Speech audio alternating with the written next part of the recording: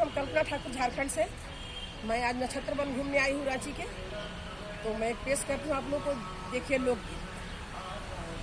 कोयल बिना हो कोयल बिना बगिया ना शोभे राजा, कोयल बिना बगिया ना शोभे राजा, कोयल बिना बगिया ना शोभे राजा, कोयल बिना बगिया ना शोभे राजा।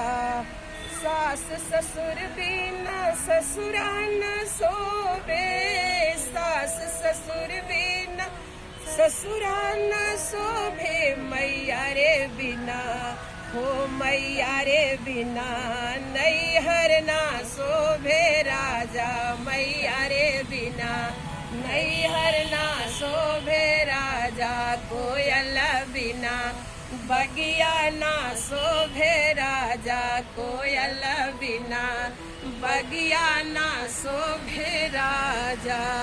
ससुर भसुर बिना ससुरा न शोभे, ससुर भसुर बिना ससुरा न शोभे, देवर बिना अंगना ना शोभे राजा, देवर बिना अंगना ना शोभे राजा, कोयल बिना बगिया ना शोभे राजा, कोयल बिना भाई रे भतीजा बिना नहिरा न शोभे, भाई रे भतीजा बिना नहिरा न शोभे, सैया रे बिना ससुरा ना शोभे राजा, सैया रे बिना ससुरा ना शोभे राजा, बालक बिना गोदिया ना शोभे राजा, बालक बिना गोदिया ना शोभे राजा,